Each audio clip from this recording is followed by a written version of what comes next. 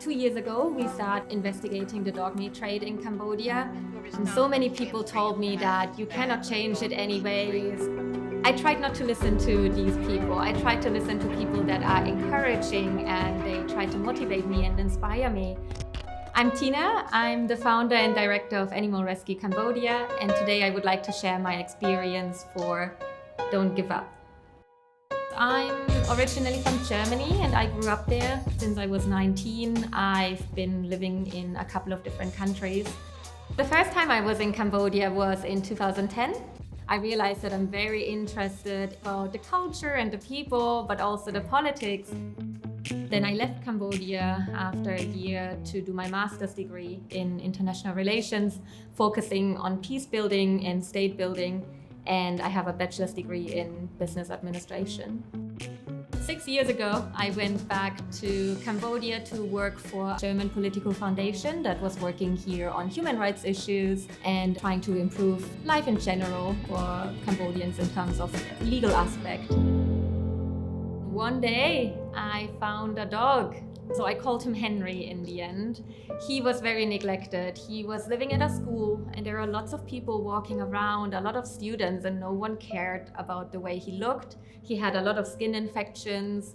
His fur was growing really long, so he had a lot of dreadlocks and it was very painful. He cannot move his leg very well because the fur was so much.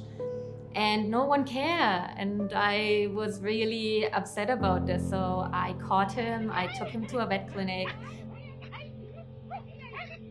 And then I realized that Cambodia doesn't have a lot of animal welfare organizations or people that really can help animals, so I decided to quit my job, that I can help more animals like the dog that I found. Henry, sit.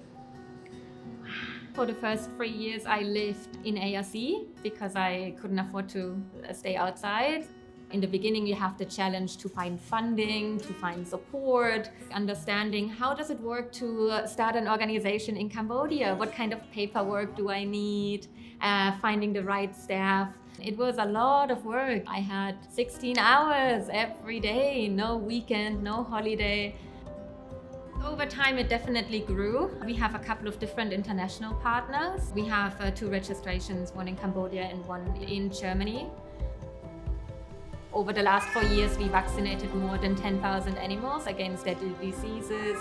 We desexed more than 2,000 animals. We rehomed, I think, more than 300 animals. So there is a lot of impact. And then there is also, obviously, the outreach work that is creating a better understanding for people how to take care of their animals. One of our outreach coordinators, she usually goes out to the pagodas or to the poorer communities. She helps the animals and gives them medical care, but she also teaches the people how they can take better care of the animals themselves. Before I started ARC, I told one of my friends that, I want to start an animal welfare organization. And her words were, Tina, if something like this would work in Cambodia, someone else would have done it already.